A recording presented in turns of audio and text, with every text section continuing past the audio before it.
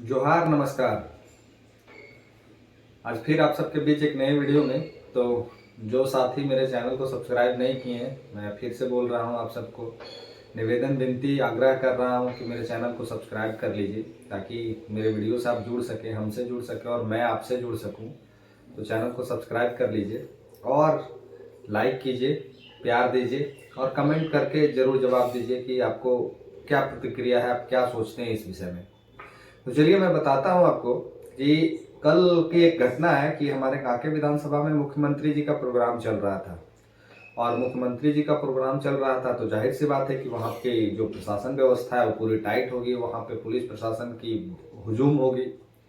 तो कांके विधानसभा के रोड से हमारी प्रचार प्रसार की गाड़ी गुजर रही थी और प्रचार प्रसार की जो गाड़ी गुजर रही थी वो निश्चित रूप से भाई प्रचार प्रसार कर रही है तो गाना बज रहा होगा, कैंची छाप में वोट मारने के लिए आग्रह कर रहा होगा, उस जो गाड़ी में जो साउंड बज रहा होगा उसमें यही सब बातें चल रहा होगा।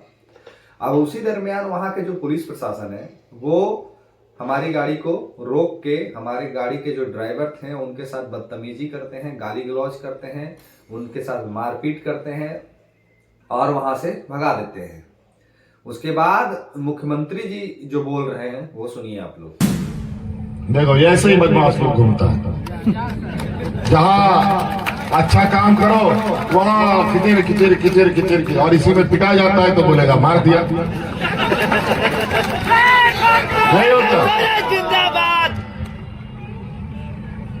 ये लोग ऐसे ही, और ये सब भारतीय जनता पार्टी और एनडीए का लोग का था। ऐसे सरसों का बहुत लोगों जहां तहां खड़ा कर देता है और लोग पिटवा देता है और बोलता है कि देखो मार दिया मार दिया मार दिया। अरे बात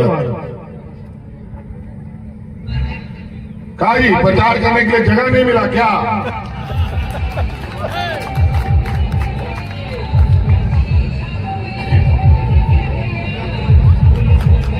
तो साथियों खैर छोड़ी जी ये कह रहे हैं कि प्रचार करने के लिए इधर ही मिला था, जो इधर आ गया पिटा जाता है तो बोलता है पिटा जाते हैं। अब जरा सोचिए कि ये लोकतंत्र है और यहाँ पे किसी पार्टी का अगर कोई सभा चल रहा है या फिर किसी पार्टी का कोई आयोजन हो रहा है तो वहां पे लिखा हुआ है कि इस पार्टी के सभा के इर्द गिर्द आप नहीं घूम सकते हैं, आपका प्रचार प्रसार नहीं हो सकता है, अन्यथा आपके साथ मारपीट भी हो सकता है। ये खुद वो कह रहे हैं। तो जरा सोचिए झारखंड के तमाम झारखंड वासियों और मूल वासियों और जो आदिवासियों कि ये जो हमारे साथ जो किया जा रहा है ये कितना सही है, ये आप लोग बताइए कमेंट करके। दूसरा एक पहलू है कि जब हम लोग कोई सभा करते हैं, हम लोग कोई आयोजन करते हैं तो निश्चित रूप से इन लोगों से भीड़ अधिक होता है, बिना कोई संसाधन, बिना कोई पुलिस व्यवस्था की। और इन लोग का गाड़ी भी वहां से गुजरता है, इन लोगों का लोग भी वहां पे होते हैं, लेकिन हम लोग के कार्यकर्ता जो नौजवान कार्यकर्ता हैं वो अपनी मर्यादा को समझ रहे हैं और अपनी मर्यादा का, संयमता का परिचय दे रहे हैं पूरे विधानसभा चुनाव में। लेकिन इन लोगों की जो व्यवस्था है, इन लोगों के साथ पुलिस प्रशासन की व्यवस्था है, पूरे शासन प्रशासन इनके हाथों में है, उसके बाद ये प्रशासन से ही मार पिटवा देते हैं। जरा सोचिए वो ड्राइवर की क्या गलती रही होगी जो गाना बजा रहा होगा बेचारा, वो तो भाड़ा पे दिया होगा गाड़ी को अपना, और गाड़ी अगर वो भाड़ा पे दिया होगा तो वो बेचारा का क्या गलती है कि वो, उसका गलती इतना ही ना है कि इधर उसको पता नहीं था कि हमारे झारखंड राज्य के मुखिया के प्रोग्राम चल रहा है और हमको इधर से नहीं गुजरना है। तो एक बड़ा सा होर्डिंग लगा देना चाहिए था रोड के किनारे में, बहुत आगे में, कि यहाँ मुख्यमंत्री का प्रोग्राम चल रहा है, यहाँ दूसरे दल का कोई भी आयोजन, बाजा, प्रचार, दुनिया जहान नहीं किया जा सकता, नहीं तो उसके साथ मारपीट किया जाएगा। मैं आग्रह करूंगा, निवेदन करूंगा पुलिस प्रशासन के वरीय अधिकारियों से, पदाधिकारियों से, जो ऐसी घटनाएं, जो आपके जो भी वहां पे पोस्टेड जो भी लोग होंगे, जो भी वहां पे उपस्थित होंगे, उन पे आप कार्रवाई कीजिए।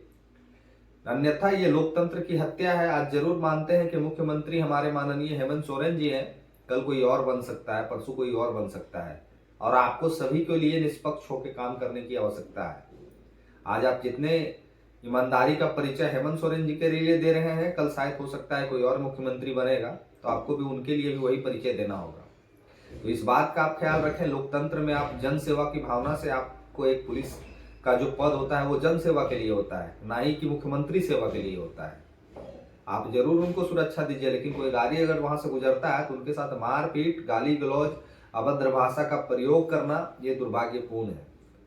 हमको तो पूरा विश्वास है कि ये झारखंड के जो पुलिस, जो झारखंडी होंगे, जो झारखंडी मूल रूप से जो झारखंडी पुलिस भाई होंगे, वो ऐसा काम नहीं कर सकते। ये वही लोग हैं, ये वही लोग हैं जिनको पैसा देके दूसरे राज्यों से बुला के यहाँ नौकरी कराया गया है।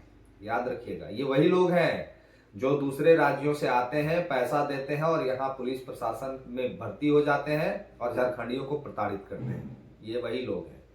मैं यकीन के साथ कह सकता हूं कि झारखंड में जितने पुलिसकर्मी, झारखंड के मूलवासी, आदिवासी जो भी पुलिसकर्मी होंगे, वो ऐसी हरकत कभी नहीं करेंगे। ये वही लोग हैं जिनको गलत तरीके से झारखंड में प्रवेश कराया गया है ऐसी घटनाओं को अंजाम देने के लिए। तो दोस्तों, भाइयों, दादाओं, आपको इस बात को समझना है कि क्या वास्तव में ये सही कर रहे हैं, क्या वास्तव में ऐसा करना उचित है, क्या एक मुख्यमंत्री होकर ऐसे बात को मंचों से बोलना उचित है। और अब कुछ साथी कह रहे थे कि हम बीजेपी के विपक्ष में नहीं बोलते हैं, तो अरे भाई जरा हमारा फेसबुक आईडी मेरा जो है उसका लिंक यूट्यूब में दिया हुआ है, जरा फेसबुक आईडी मेरा खोल के देख लो, वापस सब कुछ समझ में आ जाएगा। रहा बात बोलने का, तो सरकार अभी इनकी है, इसीलिए आवाज भी इन लोगों पे उठ रहा है। जिस दिन सरकार बीजेपी की होगी, आवाज बीजेपी पे उठेगी। सरकार अगर हमारी होगी और गलती हम करेंगे तो आवाज उस पर भी उठेगी। रही बात, एक और घटना घटा है, उसके बारे में भी बता देना चाहता हूं मैं आप सबों से कि हमारे झारखंड में माननीय जो हमारे पूर्व मुख्यमंत्री चंपई सोरेन जी थे, उनके बेटे बाबूलाल सोरेन जी थे, लेकिन माननीय जो हमारे गृह मंत्री अमित शाह जी थे, वो भरे मन से इनको ऐसे भाषा का प्रयोग किए कि मैं बोल नहीं सकता हूं। तो ये हमारे बीजेपी के जो होम मिनिस्टर हैं, जो गृह मंत्री हैं, ये झारखंड में आते हैं और झारखंडियों के लिए इनके दिलों में क्या है ये इनके भाषा से पता चलता है। ये जब अपने से बड़े उम्र के जो हमारे पूर्व मुख्यमंत्री रहे हैं चंपई सोरेन जी, उनको ऐसे भाषा से बुलाते हैं, उनके बेटे को ऐसे भाषा से बुलाते हैं, पूर्व अभी वर्तमान के जो प्रदेश अध्यक्ष हैं उनको ऐसे भाषा से बुलाते हैं, तो जरा सोच के देखिए साथियों कि मेरा और आपका क्या अस्तित्व है इन लोगों के सामने में। तो निश्चित रूप से झारखंड में मूलवासी आदिवासियों का बीजेपी के नजर में कोई अस्तित्व नहीं है। उनको मूल मकसद यही है कि बाहरी जनता पार्टी उनका नाम है, बाहर के लोगों को झारखंड में स्थापित करना उनका मूल मकसद है। तो ख्याल रखिएगा, इस बार चुनाव में 13 तारीख को मतदान होने जा रहा है कल। ये तमाम बातों को सोचिएगा, समझिएगा, तब किसी के पार्टी के ऊपर मतदान कीजिएगा। नो डाउट आप झंडा लेके घूम रहे हैं, बैनर लेके घूम रहे हैं, खूब मुर्गा दारू चल रहा है, आप लोग का प्रचार प्रसार, खूब गाड़ी में घूम रहे हैं, लेकिन वोट मारते समय इस बात को याद रखिएगा कि ये तमाम घटनाएं जो अभी घट रही है आने वाले 5 सालों में और तेजी से घटेगी। ये सभी को सोच के, विचार के तभी मतदान कीजिएगा। और हमारे मुख्यमंत्री जो है वो पता नहीं कौन से घमंड में चूर है, इनको लग रहा कि झारखंड में लोकतंत्र है ही नहीं, राजतंत्र है। हम मुख्यमंत्री हैं, थे और रहेंगे, इसका जवाब आप लोग दीजिए। और हमारे जो वरीय बीजेपी के नेता ने जब भाषा का प्रयोग किया है उसका जवाब भी आप लोग दीजिए कि क्या ऐसे ऐसे लोगों को पुनः एक बार सरकार में सत्ता में आना चाहिए। बेहतर है, झारखंडियों के हित में अगर ये लोग सोचते हैं तो स्वागत है, नहीं तो आप लोग जितने भी लोग देख रहे हैं वीडियो को ज्यादा से ज्यादा शेयर कीजिए, लोगों तक पहुंचाइए। और मेरे जो जवाब जो मैंने आपसे मांगा उसको कमेंट के माध्यम से जरूर दीजिए। और मेरे चैनल को जो नहीं सब्सक्राइब किया प्लीज सब्सक्राइब कर लीजिए। धन्यवाद, जोहार।